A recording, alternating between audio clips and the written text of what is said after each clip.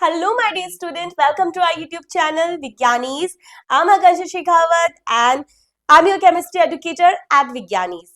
So I hope that you guys doing good और आपकी CUET की प्रिपरेशन भी बहुत अच्छे से चल रही है। तो बच्चों, अगर आपको CUET से रिलेटेड कोई भी डाउट आता है then please let us know in the comment section. वहां पर हम सब आपके लिए ही हैं और वहां से आपका डाउट हम जल्दी से जल्दी एड्रेस कर लेंगे। ठीक है, आज की जो हमारी CUET की क्लास है that is all about the most important topics from the CUET chemistry syllabus.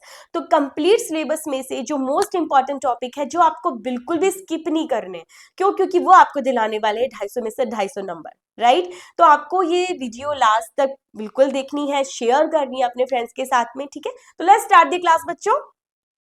One by one हम सारी यूनिट्स के मोस्ट इंपॉर्टेंट टॉपिक्स डिस्कस करेंगे। जो टॉपिक्स है बच्चों, ये मैं आपके जो 3 इयर्स लास्ट पेपर हुए हैं PYQs, उनका एनालिसिस करके लाई हूँ कि क्या क्या पूछा गया है। So that's why I am saying important topics. ठीक है, तो चलिए स्टार्ट करते हैं। हमारा पहला यूनिट है solution.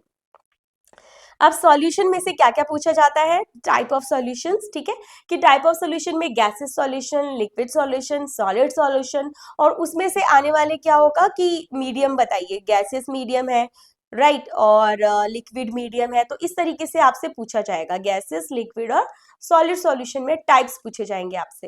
Then expression of concentration of solution. अब कंसंट्रेशन ऑफ सॉल्यूशन का मतलब किसी भी सॉल्यूशन की स्ट्रेंथ को पता करने के लिए सॉल्यूट कितना है, सॉल्वेंट कितना है, हम कंसंट्रेशन टर्म यूज करते हैं बच्चों। तो आपसे पूछा जाएगा मोलैरिटी क्या होती है, बताओ, नॉर्मेलिटी निकालो।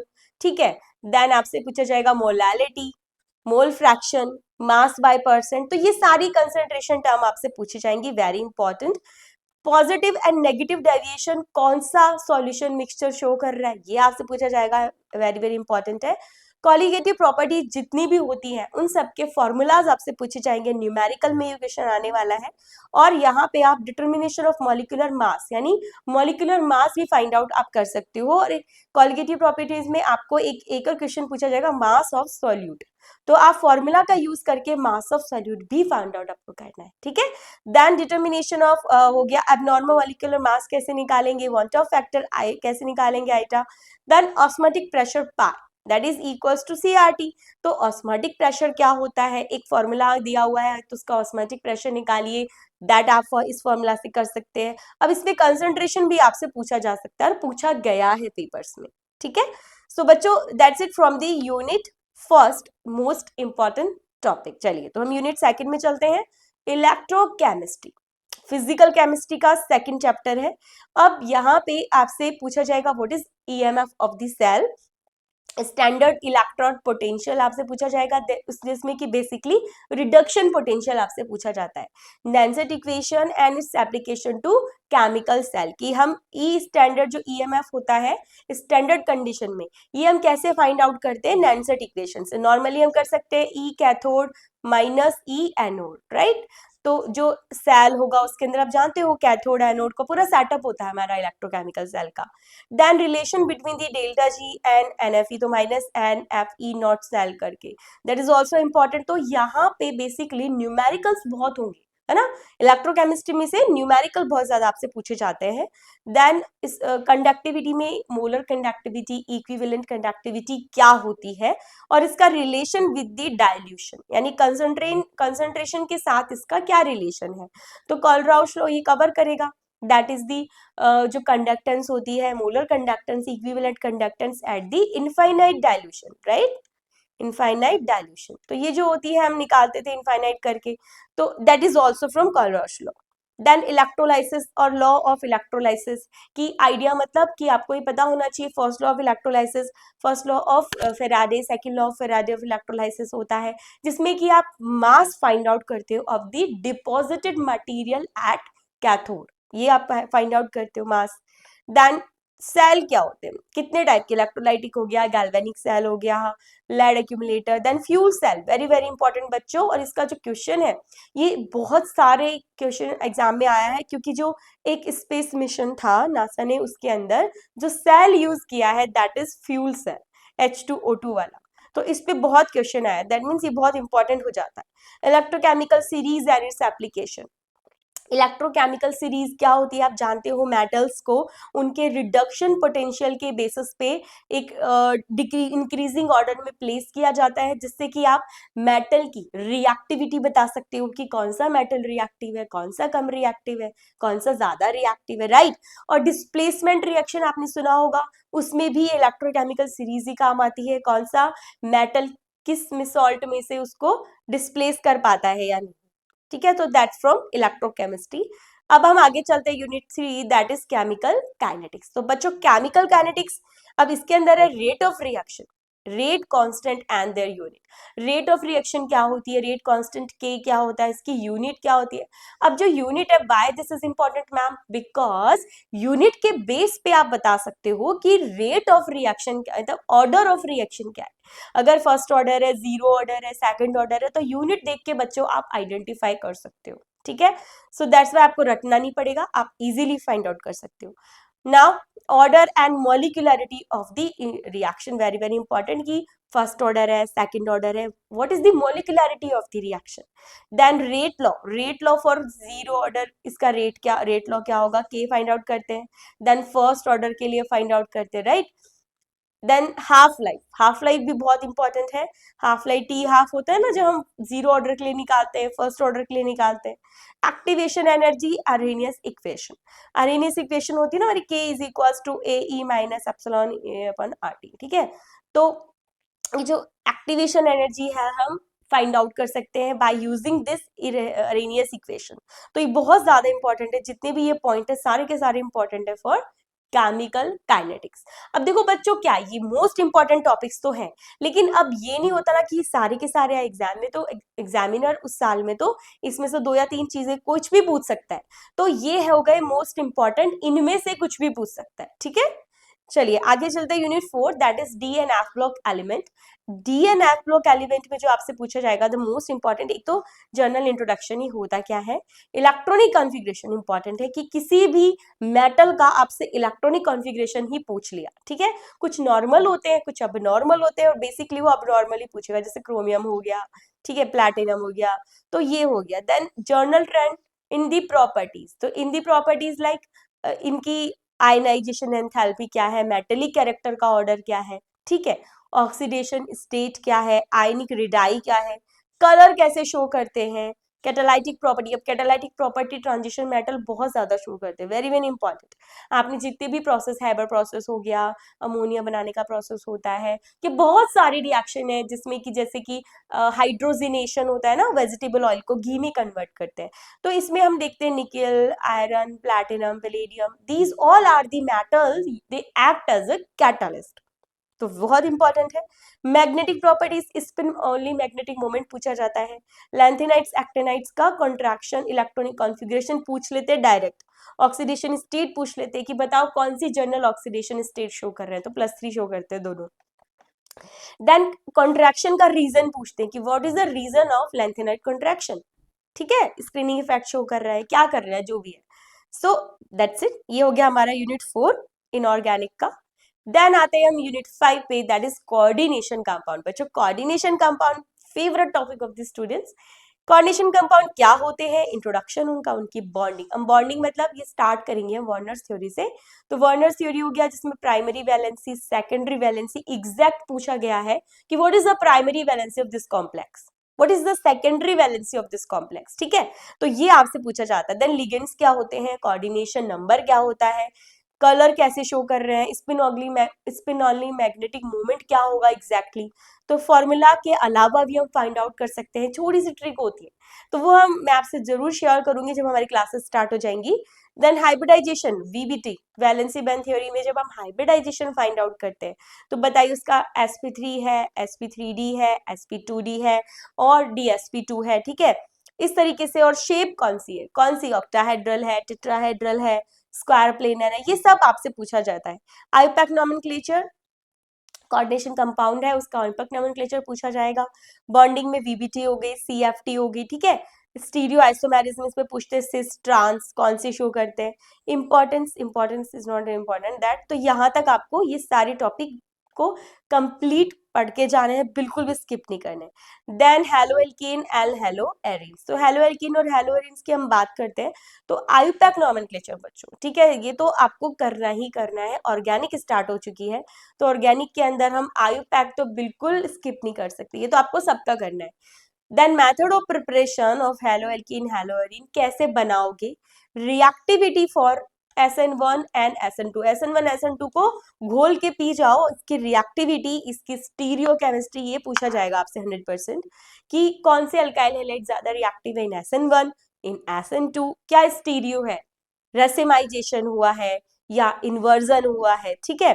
Then haloarene, very very important topics.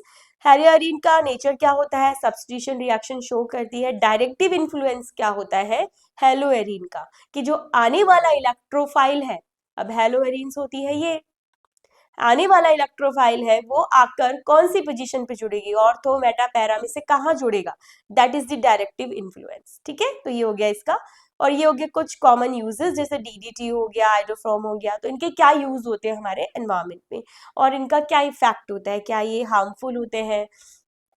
Next, तो ये हो गई हमारी यूनिट 6। नाउ 7 पे चलते हैं, अल्कोहल, फिनॉल एंड ईथर। तो फर्स्ट हो गई आयुपैक नॉमेनक्लेचर, दिस इज बच्चों alcohol and this is phenol, most of you know, and this is ether, ठीक है।